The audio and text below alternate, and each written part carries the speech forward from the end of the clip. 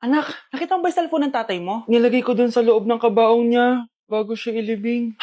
Ba't mo naman ginawa yun, anak? May mga importante laman doon. Baka sakaling buhay pa siya para matawagan niya ako. Ay, Diyos ko talaga tong batang to.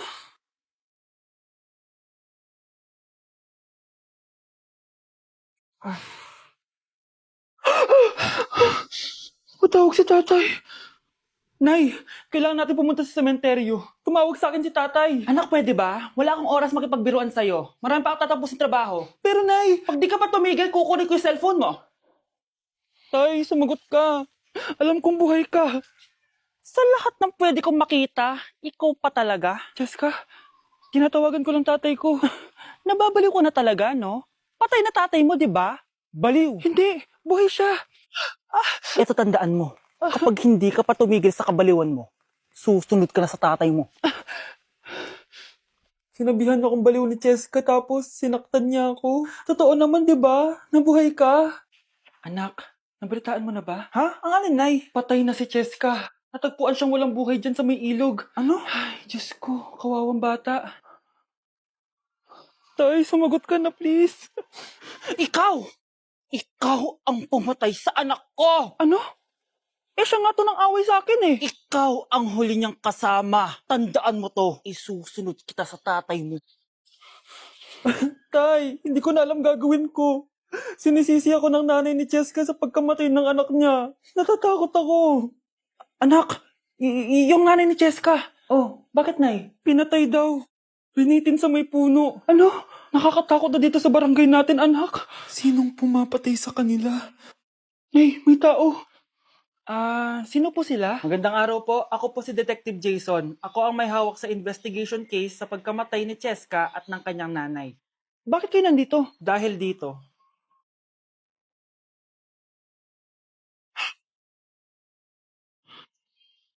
Nay, ikaw pumatay sa kanila? Oo, anak. Narinig ko lahat ng mga sumbong mo sa tatay mo. Cellphone ni tatay. Pinangako ko sa tatay mo bago siya mamatay na poprotektahan kita kahit makapatay man ako ng tao. Sumama ka sa akin, ma'am, para may interview ka namin. Tandaan mo to, anak.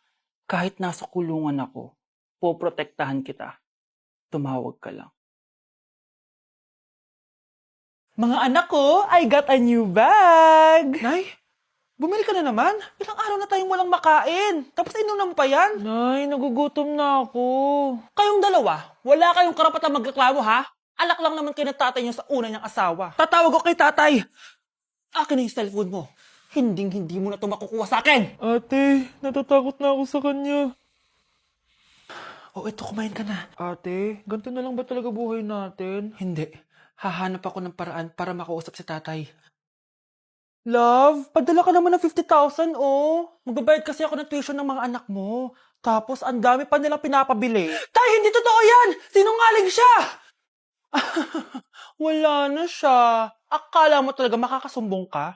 Talagang sinusubukan mo ko, ha? Walang iya ka talaga, tita! Ayan, diyan kayo nababagay. Ikukulong ko kayo dito. Wala akong pake kung anong mangyari sa inyo. Tay, tulungan mo kami. Ate, mamamatay na ba tayo dito? Tiwala lang, Kyle. Kakayanin natin to. Kyle? Ang taas ng lagnat mo. Tita, tulong! Dali natin sa hospital si Kyle! Ang ingay naman ng mga yun. May bago na naman akong bag. Kyle! Delivery po. Salamat naman, dumating na yung bago ko cellphone. Oh, ano pa ginagawa mo dyan? Binayaran ko na to sa online. Tama nga sila. Inuubos mo lahat ng pera ko sa mga luho mo. Ha? Ramon? Umuwi ka? Kukulong ko kayo dito. Wala akong pake kung anong mangyari sa inyo. Grabe ng pinagagawa ng babaeng to. Ginagawang hayop ang mga bata. Ramon, kailangan mo nang umuwi dito. Walang iya talaga yung si Rosa. Lumayas ka na dito, ah. Ayaw ko makita yung pagmumukha mo. Tsaka lahat ng mga pinambibili mo, bayaran mo to sa akin. Tapos na ang maliligayang araw mo. Scarlett! Scarlett! Tay! Kyle! Okay na si Kyle. Buti na lang, agad niya siya nadala dito. Sorry mga anak. Kung alam ko lang, uuwi ako agad. Tay, ang importante, nandito ka na. Yay! Nandito na si tatay! Makakain na ulit tayo ng masarap, ate! Huwag kayong mag-alala anak. Hinding-hindi na kayo malalapitan ng babaeng yon. Pangako.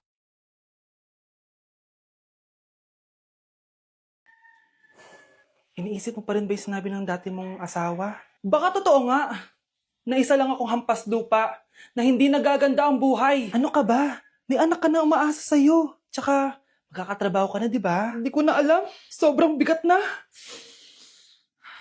Pero salamat, Susan. Napagaan mo loob ko.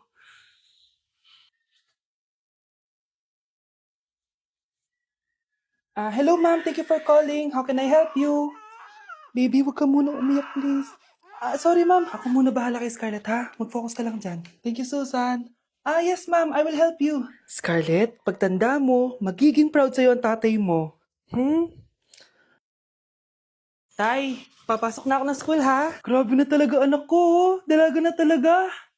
Proud ako sa'yo, anak. Mas proud ako sa'yo, Tay. Kasi kahit sobrang hirap ng buhay natin dati, nakaya mo. O, tignan mo, manager ka na ngayon. Lahat ng ginagawa ko, anak, para sa'yo lahat to. Naku, ang sweet naman na magtatay. Sana, ikaw na lang naging nanay ko, Tita Susan. Ha? Ano ka ba, Scarlett? Oh, sige na, malilate na pala ako. Bye tayo, bye, Tita. Hi, first day of school. Sana maging masaya tong chapter ng buhay ko. Kailangan may picture ako. Hoy, cellphone ko! Kala mo ba makakatakas ka? Balik mo yan. Miss, cellphone mo ba to? Cellphone ko. At doon nagsimula ang kwento naming dalawa. Sa susunod kasi, mag-ingat ka.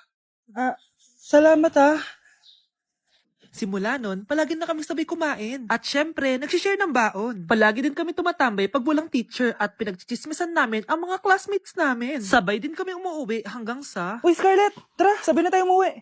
Sige, tara. Kunin ko lang yung mga gamit ko, ha? Oh, kanino galing yan? Eto, binigay nung crush ko. Wow, ganda. Oh, tara na, uwi na tayo, ha?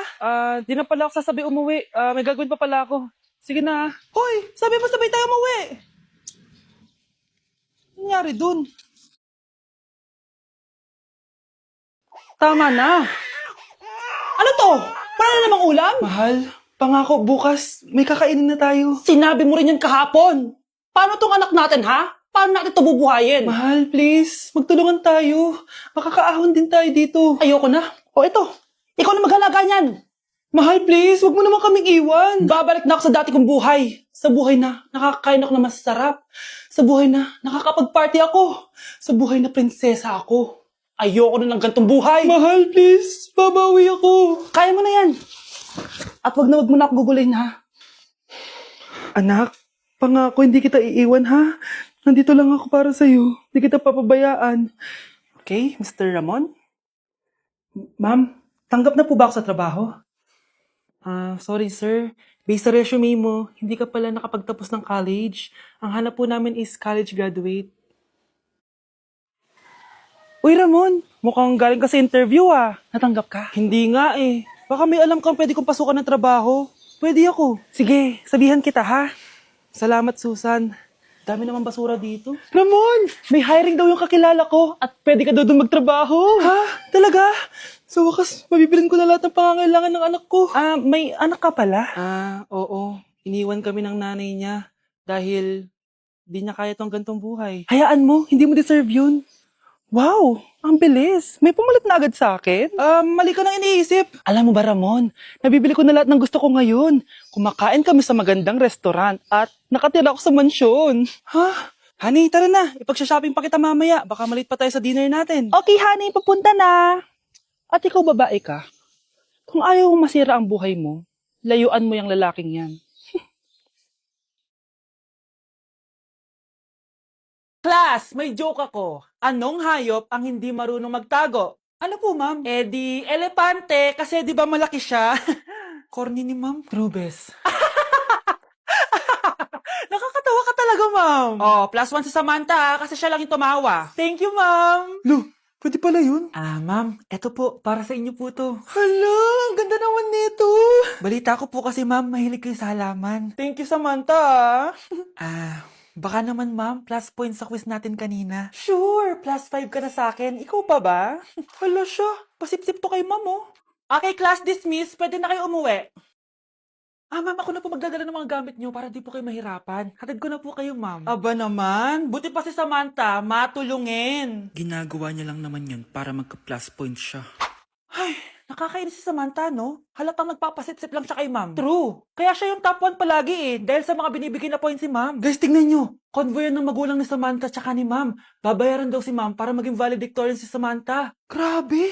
Sumusobra na kayo. Okay, class, may i-announce ako. Ang valedictorian natin ay si... Sino pa ba? Eh, di si Samantha. Hala, totoo ba? Hindi ko expect. Congrats, Samantha! Ang galing nyo! Ang galing mong bumili ng grades. Ha? Scarlett, sit down! Ay, no! Convo nyo to, di ba? Magkano binigay sa'yo, ma'am? 1,000,000? Wow, easy money! Hala, nagpapabayad si ma'am. Grabe. Ano kaya magiging reaction ng principal pag nasend ko to sa kanya? Hindi yan totoo! I-delete mo yan! Oops! Sorry na send. Deserve niyo yan. Lumalaban kami ng patas dito. Kailangan niyo managot. Okay, class. Magdi-discuss ako. Makinig kayo sa akin, ha? Oh, grabe. Ang ganda ko talaga. Masaya na naman siya, oh. Munda ka sa akin. Ma'am, di ba po bawal mag-makeup kapag oras ng klase? Si Scarlett kasi nagme-makeup po. Lu, pero pag ikaw pwede? Basto. Ay, oo. Mamaya na yung makeup na yung Scarlett, ha? Makinig ka sa akin.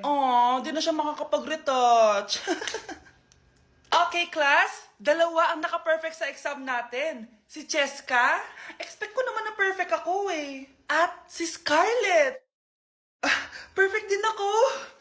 Talagang nilalabanan ako ng babaeng to? Patingin na tas paper mo. Ma'am, di ba wrong spelling is wrong? Mali yung pneumonia niya, oh. Walang P sa una. Ha? Ay, oo nga. Kulang ng P. Hindi ka na perfect, Scarlett, ha? Ayan, ako na ulit ang highest dito sa klase. Kontrabida talaga tong si Samantha sa buhay ko. Bakit di nagre-reply yung jowa ko? Saan na ba yun? Tagal naman ni Scarlett. Saan na kaya yun? Hi, Miguel. Oh, Samantha. Samahan mo naman ako sa kantin. Libre kita. Di pwede. Hinihintay ko yung jowa ko. Ha? Nasaan na ba yun? Yay! Sasamahan mo ako!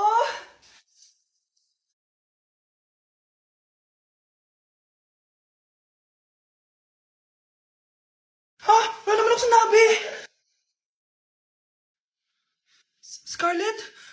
Mainis ka lang. Dapat lang sa'yo. Lahat na lang kinukuha sa akin ni Samantha. Ibubunyag ko na yung sikreto ng pamilya niyo.